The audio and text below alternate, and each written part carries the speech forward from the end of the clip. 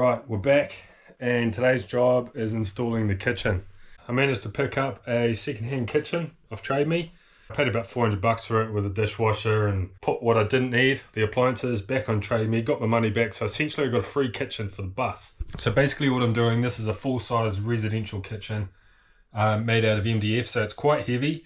It's a trade-off. I'm going for quality and sturdiness over lightweight for the kitchen because it's going to get a lot of abuse with us living in it. So that's why I've gone down this route. It also makes the fit out way easier. I'm not spending weeks building custom cabinetry and all that carry on. This is about 600 wide. We don't want it that wide for the bus because it protrudes into the walkway, and we're going to have a real long kitchen so we can afford to get rid of a bit of width where we can. I'm going to trim off 90mm off the rearward side of the cabinets, and because none of the walls in the bus are straight, as you can see here, everything has to be cut on an angle. So all I've done is decided how much I'm taking off, and in my case it was 90mm. I just put my pencil at 90mm and traced it up the wall, and that automatically gives you the contour of the wall. This is the first one I've done, so I'm going to trim that one up now and do a test fit. And then all the other cabinets are going to be dictated from the positioning of the first cabinet. So that was a very quick rundown. If I've missed anything, let me know in the comments below and I'll try and explain it a bit better, but it's relatively simple what I'm doing here. Let's get into it.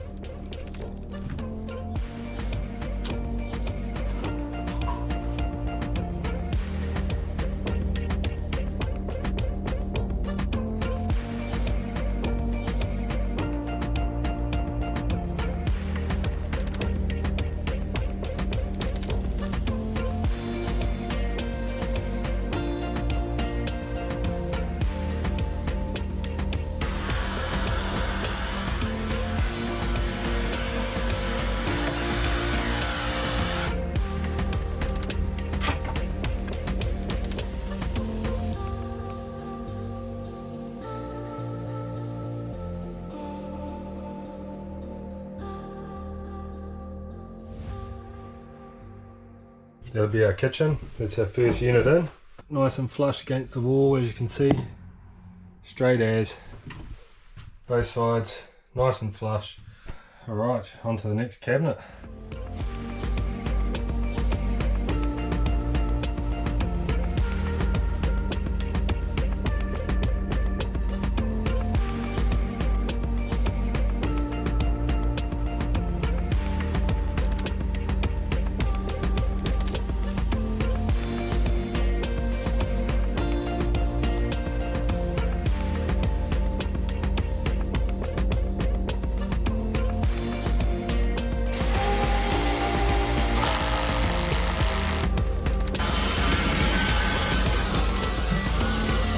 Oh no, my broom was wet.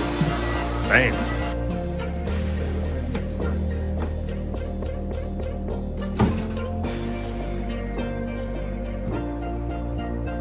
How's that? So that's our oven cabinet. So it's fully sealed. Obviously we've got a plumb around the back, which is going to be hard, but we'll run lines up here and cut them in to fix where we need to. Same with the wiring, so we'll come out the back here with grommets, and tabletop will be obviously over the top there, but that means it's all going to be sealed off to meet the regulations requirements. So this one's going to be a bit different in the way I approach it because it's not on feet. This one was built for the oven, and the reason why I've done it boards all the way down to the floor instead of feet is so the boards can go on either side of the battery hatch.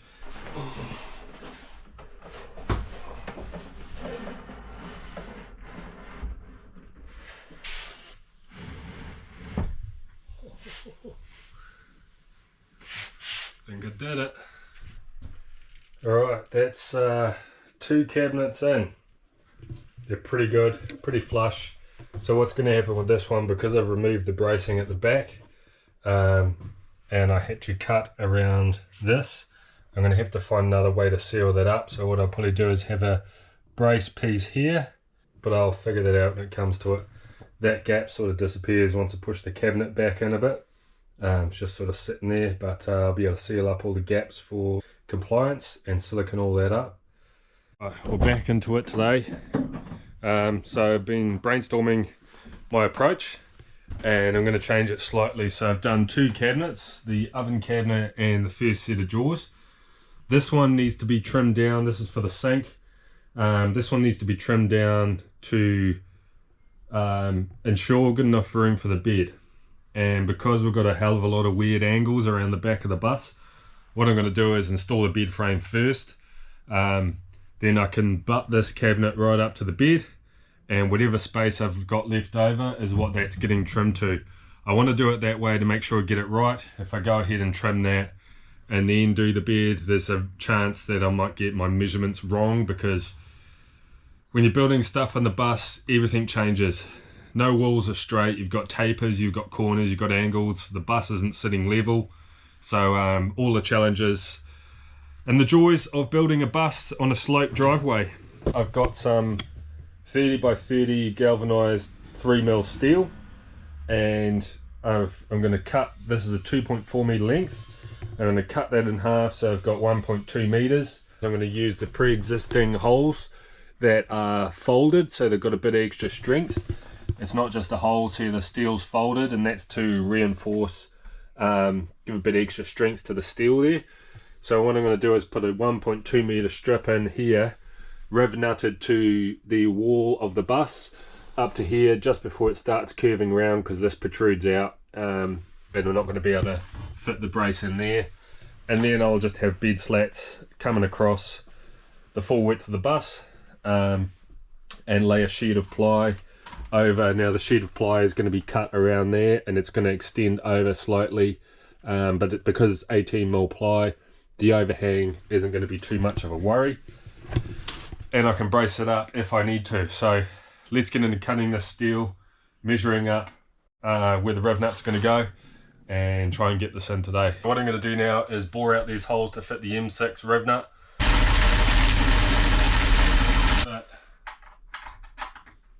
Perfect.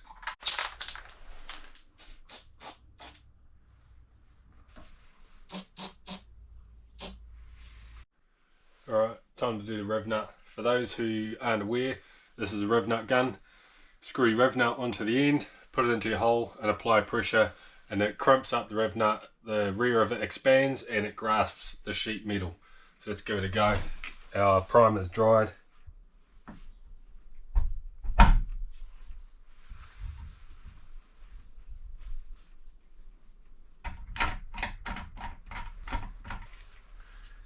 And there you have it. There's your rev nut.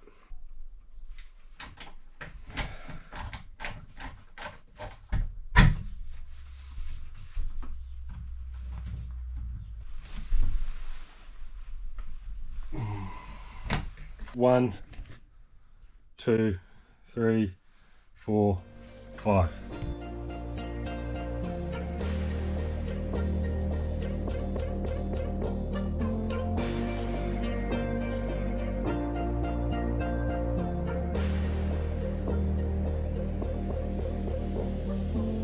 Let's do a test fit.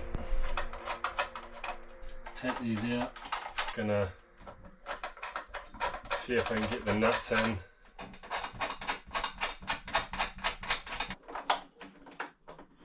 Alright, there we have it. So that is our frame. I'm going to take this off now, prime any of the cut ends that I've done. So I've done one side. I'm just going to go ahead and do the other side now. Exactly the same again. You probably don't need to see it. And then I'll put the linings back on the walls, the bed supports in, and cut the last cabinets to fit the kitchen.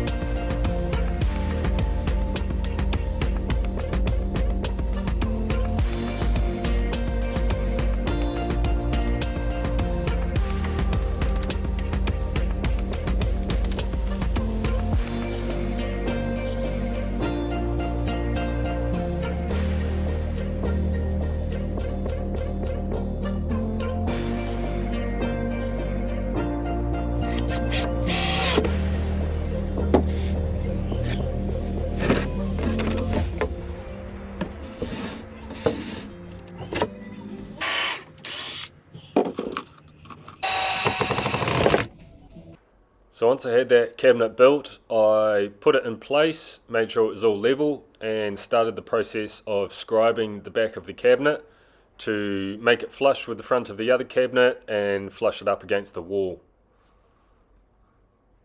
Similar process to what I showed you earlier. I'm just taking a bit of fat off the back in the shape of the contour of the wall to make the cabinet push back to the right depth and close up any of the gaps.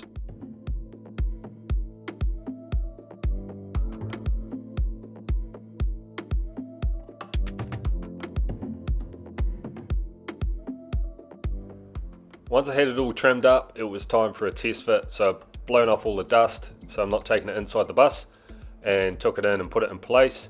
I ended up having to take a bit more fat off the back corner to fit over the wheel arch, and then it was fitting nice and snug.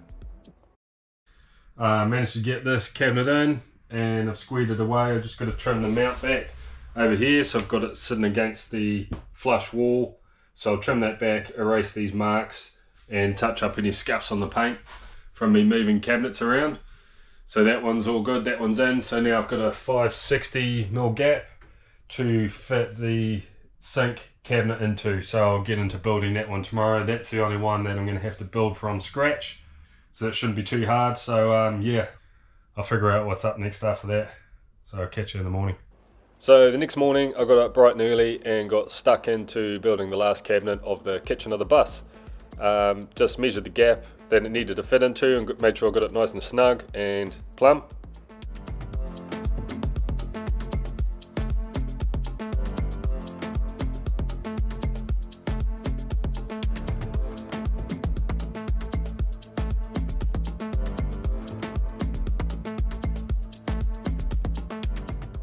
Much like the other cabinets that I didn't have to modify, I put a couple of bracings across the top to keep the cabinet square, and also gives a bit of material for the tabletop to screw down into. Once I had it all built, I put the feet back on, making sure I had enough tolerance to get around the curvature on the floor of the bus, and got them as level as I could so I can get the right heights in the bus and adjust it from there.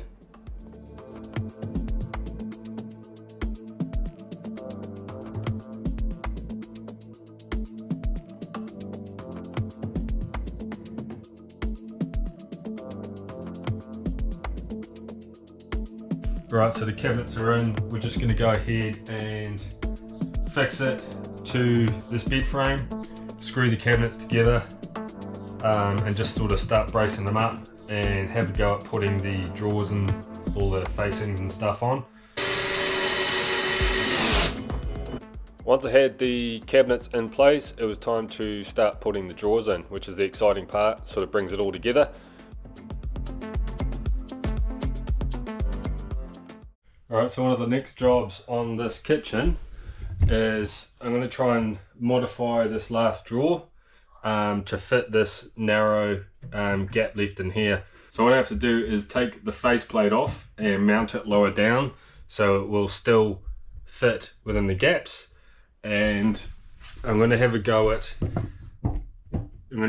trimming or grind. These are steel sides. I'll have a go at grinding the steel sides down and narrowing the profile while still keeping the roller on the top, and just see if I can make it work. If I can't make it work, then whatever, I'll just take the faceplate off this and screw it onto the front and just make it look like a false drawer. But if I can get a bit extra storage, I will. So I'm just going to give it a crack and see what happens.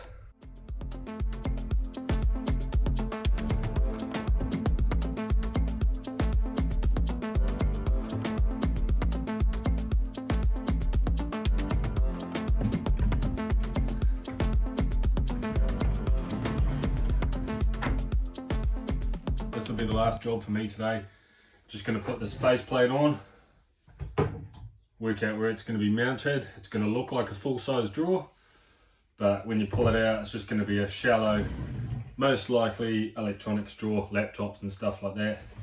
And it just makes use of that tiny little bit of space that was left, because I lost most of it to this wheel arch. So pretty happy with how it's turned out so far actually. I'm quite surprised that I was able to pull it off. I didn't think it would work, just because there was no tolerance left in this mount here. I'm actually going to brace it up with some L brackets behind it just some slimline L brackets, just to brace it up slightly inside here, because there wasn't much tolerance left in the steel here. I had to get rid of most of it. So yeah, just going to work out how this faceplate mounts, whereabouts it goes, and then do that, finish it off.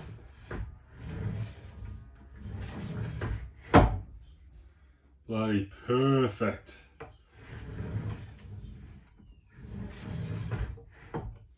Alright, that's it. It's the last drawer in, so it looks like a full-size drawer. Probably hard to see from this angle. So you go to open a full-size drawer and it's a skinny little thing. But it's going to be perfect for laptops, iPads, books, electronics. And it just makes most of that wasted wheel arch space. So I'm glad I got an extra drawer in there, even though it's small. So there we go. We got oven. We're going to have our laundry basket underneath there, which is a bit weird, but that's where the battery hatches are. So we're just making most of that space. We'll have a little basket that slides under there. Got a full set of drawers here. We're going to have a sink and cupboards, and full set of drawers here. 2.4 meter bench top. Happy days.